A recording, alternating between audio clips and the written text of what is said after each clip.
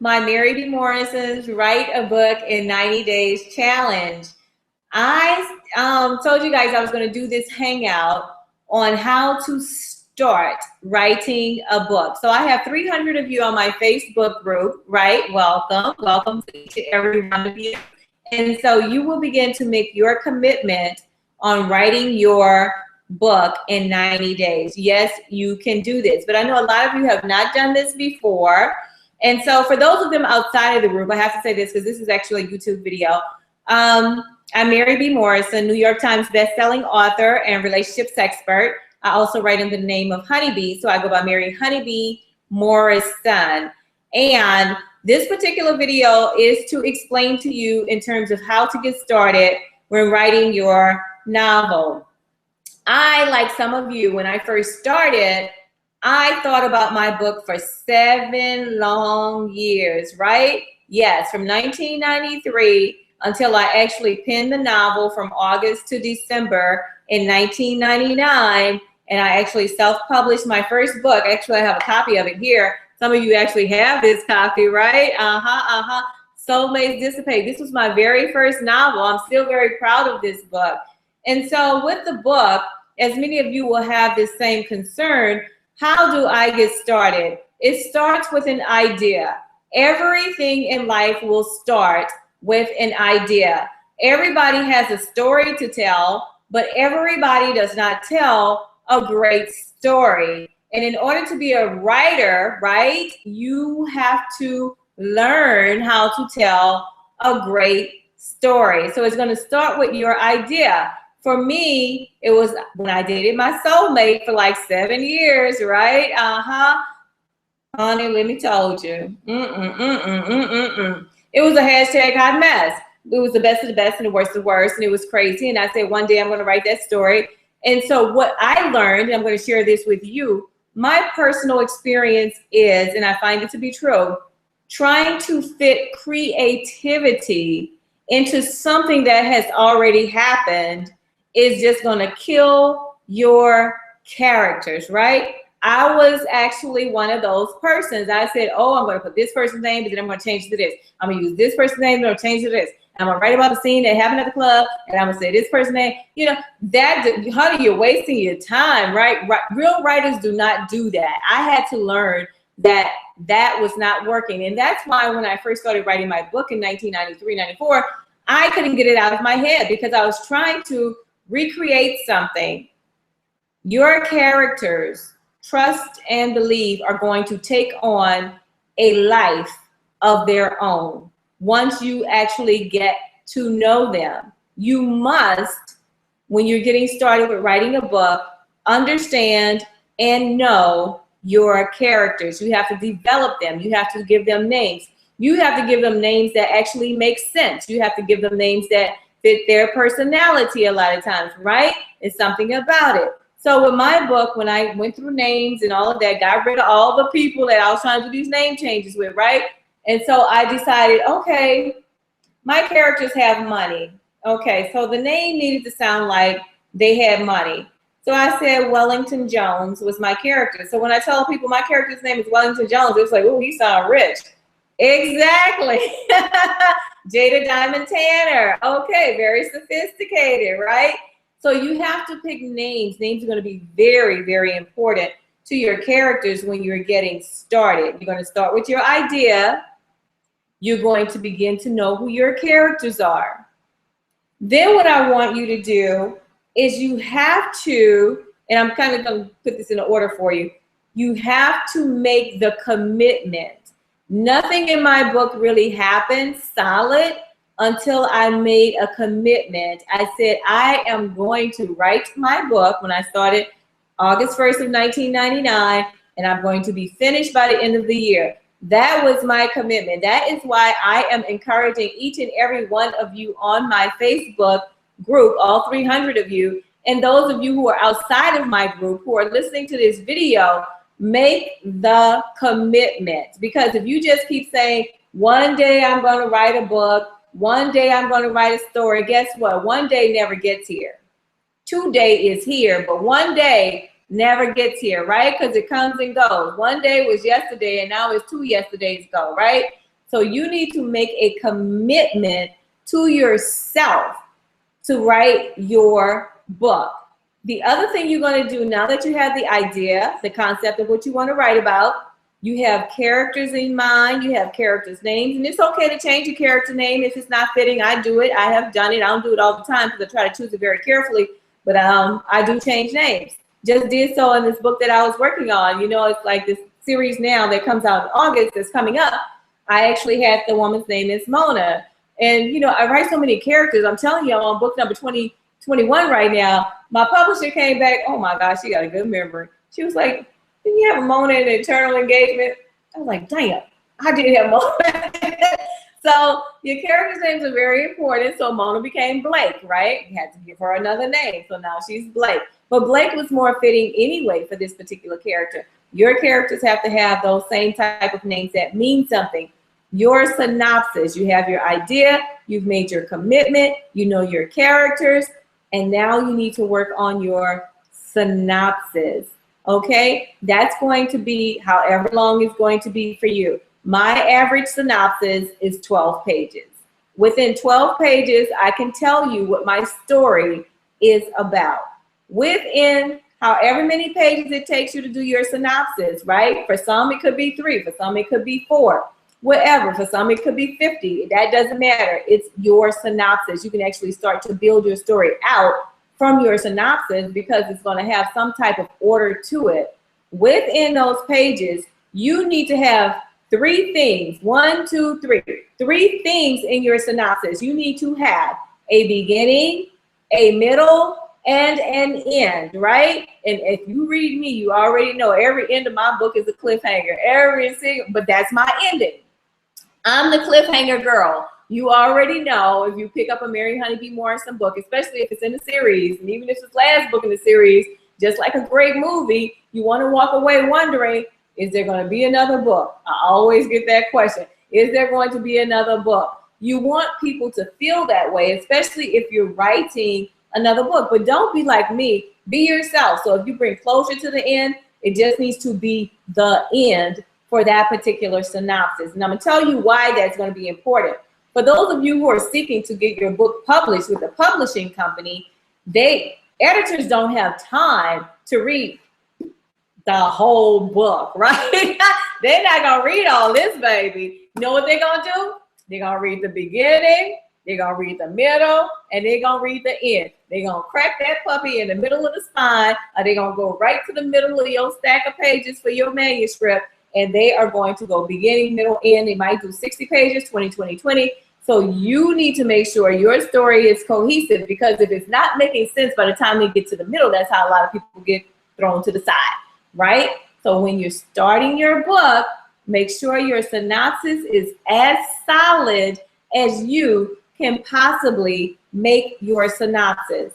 The other thing you want to do in your character development, right? Now that you have names, you need to put personalities, you need to put character with that, right? You need to develop that.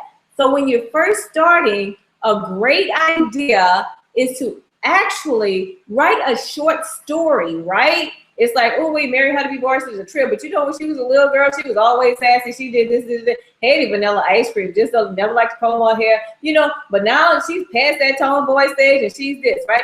So you know your character. I'm just giving you like a backdrop. You can use your own life, but when developing for your characters, you want to know who they are. Why?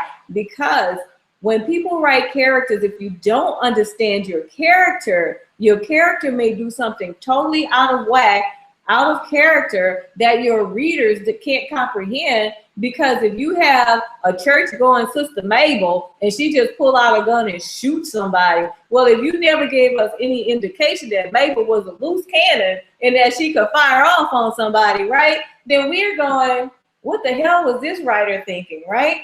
So you need to be able to understand your characters before you actually get into your story. That's going to help you with the development of your story. You must be very, very, very, very passionate when you take on the career, because writing is a career if you plan on doing this beyond one book, right?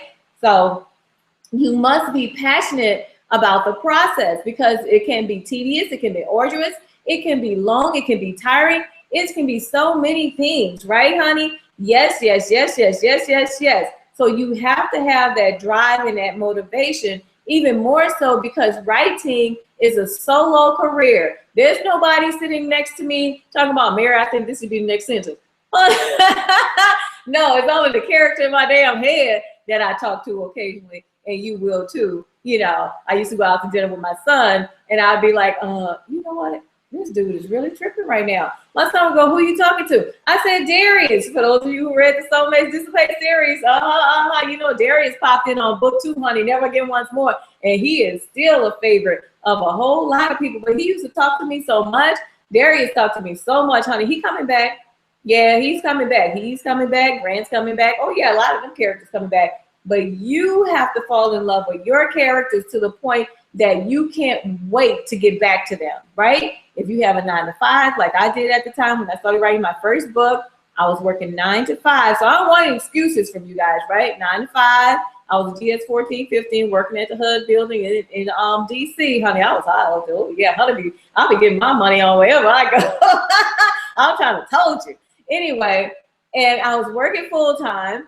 And then I had my son. He was with his dad, right, for a year, but I didn't write my book that year. I was like in a great relationship, right? I was dating this dude. It was a bomb. So I was like, okay. And so then my son wanted to come back and live with me. So now I'm a single mom, full time again. And then I'm working full time. When am I going to find time to write this book? Sometimes your children have to sacrifice too. Other people, if you're married, if you have a husband, if you have a man, if you have a boyfriend, they need to be supportive and understanding of what you are trying to accomplish here, right? So when you're getting started, you're going to have to find your creative space. Some people write better at nighttime. Some people write better in the morning. Some people can write any time of the day. I'm a morning person personally. My mind is clear. I get up, I take my shower, I get dressed. I'm in front of my laptop, right? That's what I love to do in the morning. I'm good. By 6 o'clock in the evening, I'm usually spent. I'm done. I don't want to write anymore. Unless I'm on a really tight deadline like I am now, I will write till 4 o'clock in the morning, but I don't prefer to. It's not my preference, right? You will find your comfort zone when you begin to write your book, right? So I would write every day. I wrote every single day. Even if I got off from work at 5 o'clock, picked up my kid, got home at 7, I go to my room, I write, my son come knock on the door, Mama, you gonna cook dinner? Yes, I'm gonna cook dinner for you, honey. No problem. When I close that door, baby, you tap on that door very lightly because everybody knows I go ballistic if you trying to bother me while I'm working on a book, right? And you have to learn how to shut it down. He come back and knock on the door. Mama, you gonna feed me? It's like, I told you I'm gonna fix you something to eat. What time is it? Well, the first time he asked me, it might have been about 7:15. The second time he asked me, it's about 10:15. I'm like, oh shit, let me put the book down to go feed this baby. I'm not trying to make my child starve. And it didn't happen all the time. But my point is that when you're getting started, you have to find a rhythm. Okay, so some of you are beginning, but you're trying to pick up a book that you haven't touched in years. That could be problematic. Depending on how many pages you have vested in, it might be easier for you to start all over again. And the reason why I'm going to say that is because your writing changes as you grow, as you develop. I don't write the same way that I was writing when I wrote this book, right? I mean, your writing will change on you. Your mindset changes, you grow. And so you try to go back and you go back to the beginning and you didn't fall in love with the characters in the first place. And now you're trying to pick them up and now you're trying to do this, that, and the third. It might work for you. Nothing is absolute. Honeybee is not telling you, Mary MaryBMorrison is not telling you to throw away what you've done. I'm just saying that you have to reacquaint yourself with the work that you've done if you're just getting started and you're serious about meeting this 90-day challenge.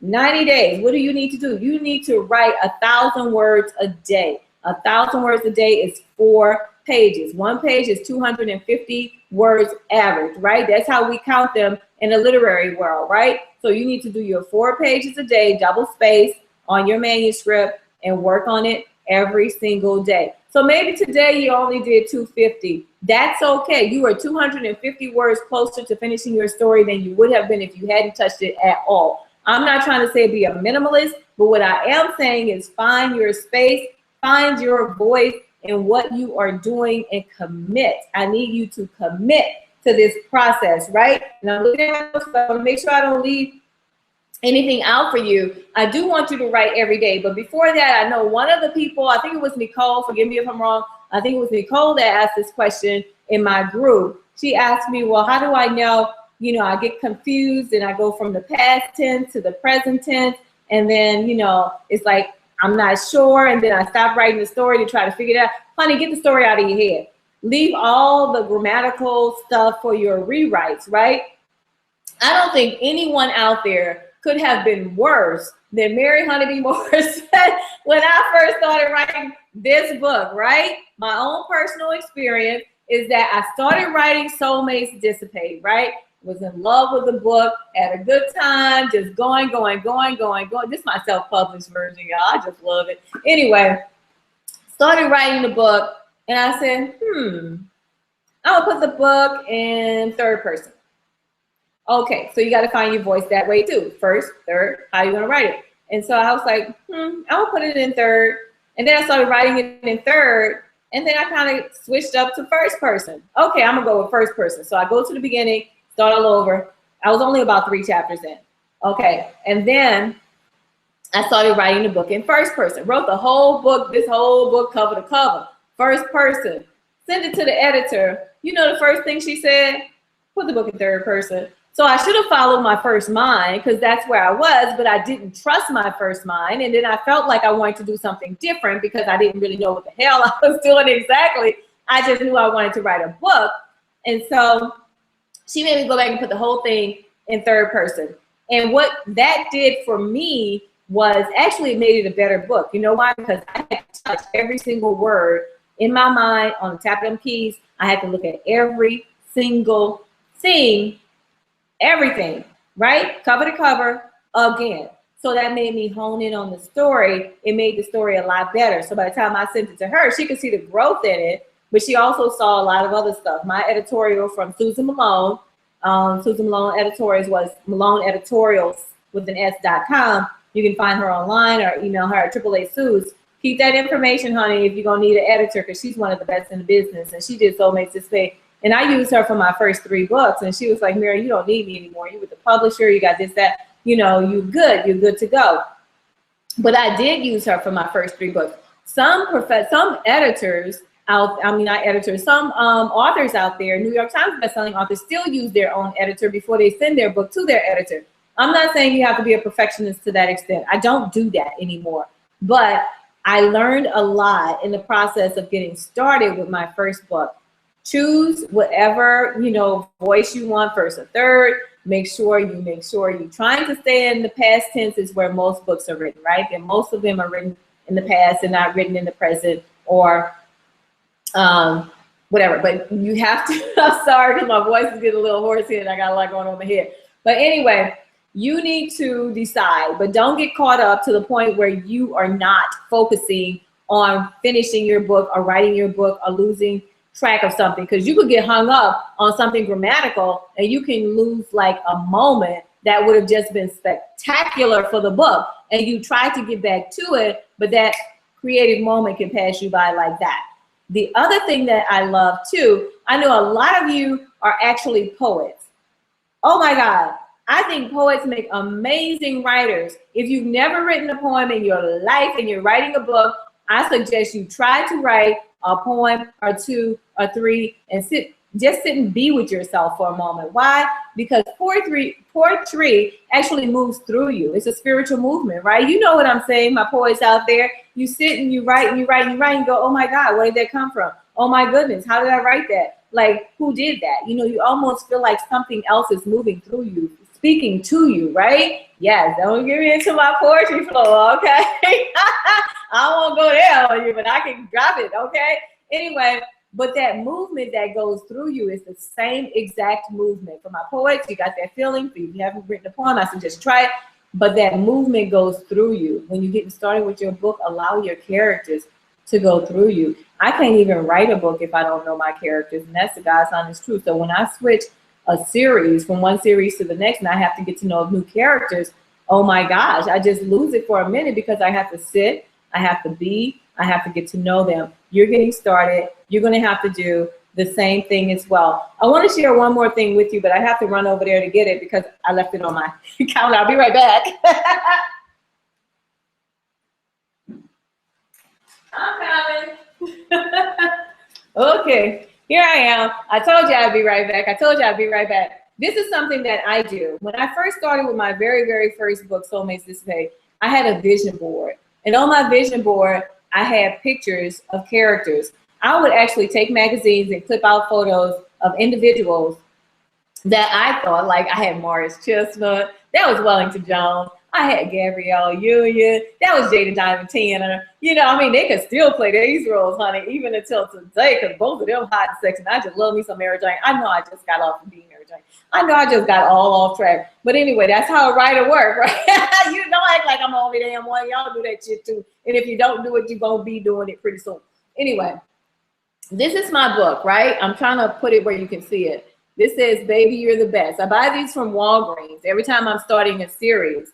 And with my Baby, You're the Best book, what I do is I put my characters in here, right? So I'm trying to get it where you can actually see it. Like, yeah, that's Angela Bassett. Yeah. But see what a girl name was Mona. I don't know if you can see all of that. And now it's Blake and all of that. Well, I have on here, and I know you can't see all of the details, but I have her birthday, her age, her weight, height, size, her eyes. Where was she born? She was born in Charlotte. Okay, I have more pictures because that gave me a little bit more features on this character. She's beautiful, you know, and what kind of house does she have? She has a 6,000 square feet home. You can put pictures of the house in here. You can put pictures of cars for your characters. I have notes everywhere, right? And so these little booklets have different tabs. So these are all my main characters, right? So blue, yeah, that's Blake. And then I get on to the next one, and I have red, and red is actually Devereaux. So this is her daughter, Devereaux. So yeah, I take these out of the magazine.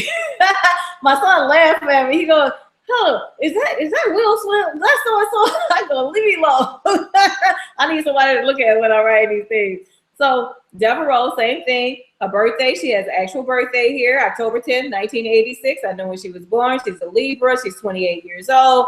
You know, she has this guy, Phoenix, that she's dating. That's what Phoenix looked like, you know, one of them down earth soul brothers with a little scully cap and glasses and all that good stuff, right? Black, chocolate, black honey. You can't be black enough for me because I love me some in it, so I'm getting carried away. Anyway, but this is what I do. And then she has a little girl named Naya. I don't know if you can see Naya's name there. And Naya is 2 years old. So then, you know, you just paint your pictures. This is going to help you get started, honey. And if you're writing a series, okay, yeah, there go Gabrielle. She's still in here. That's what Lexus. She bisexual in this book. That's a whole other story. She's like girls and guys. I bet Gabrielle can play that part too. Anyway, I love these books, and they have different colors. So each color for me represents main characters in the book, and then whoever falls under the main characters, their kids, their siblings, their parents, whatever, but the main characters is always the focus. And then sometimes when you're writing a series, you might forget if you said he was 6'9", you know, in book 1, then you say he was 6'6" in book 2. You know, a really great editor is going to catch that, because the editor, I'm talking about the copy editor, not your editor, but she's not going to catch that level of detail. But a really great copy editor, if you're writing a series, they'll go back and read your other books, and they'll make notes from your other books to get to your next book, and they'll catch things like that. But you can't always bank on that. Your readers will sometimes catch that, and it's very annoying for some of the avid readers, you know. Anyway, I challenge them to write a book too. And I'm saying that because I got a girlfriend, you know, and she was talking about urban. This is true story. She was talking about urban lit, right? Oh, I'm sick of urban lit because it's like everybody getting shot and killed, this, that, and third. Everybody from the ghetto and all. I don't want to read that. I want to read books from the 1940s. Well, honey, you go ahead and read your books from the 1940s, right? Because there's a whole lot of people who want to read books from the 1940s. MaryBMorrison might not be that person, right? I feel like you have the right to write whatever it is you want. The worst thing a writer can do is have a conscience about what people who are not writing their book think about their book, especially before you get it out of your head, honey. You don't have time for that, right?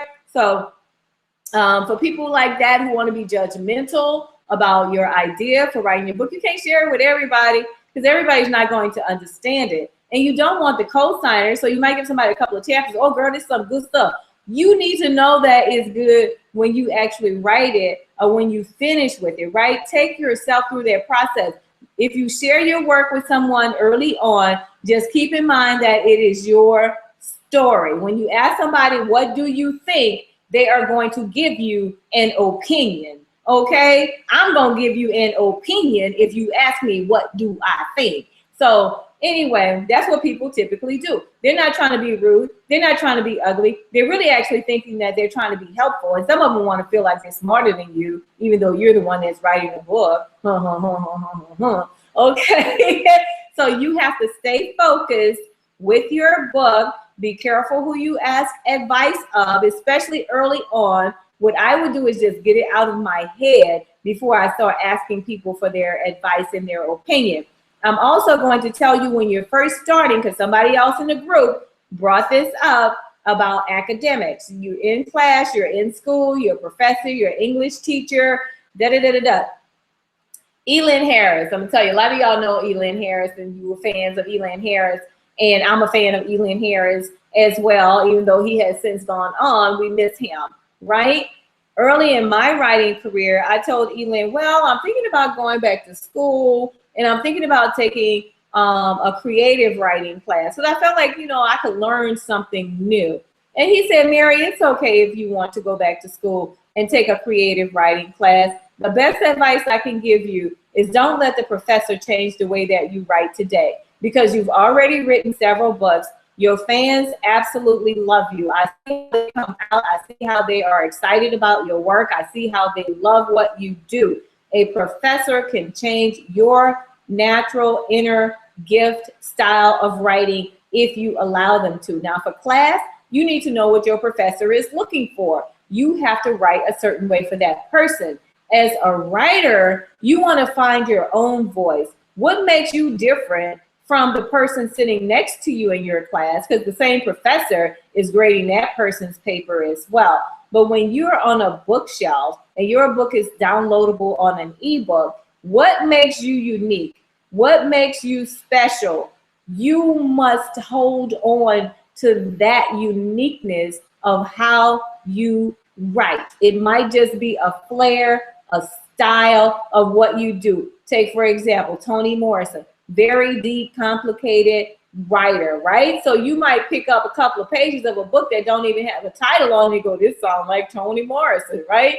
So you want to have your own unique spin on it. You don't want to study other people's work and say, oh, I'm gonna write like that, I'm gonna write like this.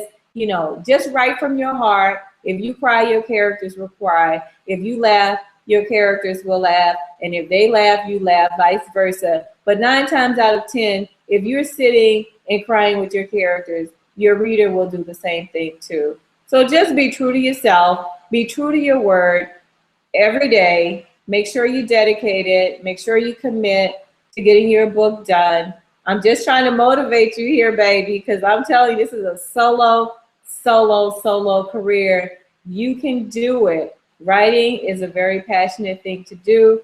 Use that gift that God gave you, because only you can express your voice, right? When you open your mouth, only you can speak for yourself, right? When you write for yourself, when you write your characters, only you can write your book. We're waiting for it. The world is waiting for your book. The world is waiting for you. And I'm going to sign off at this particular point.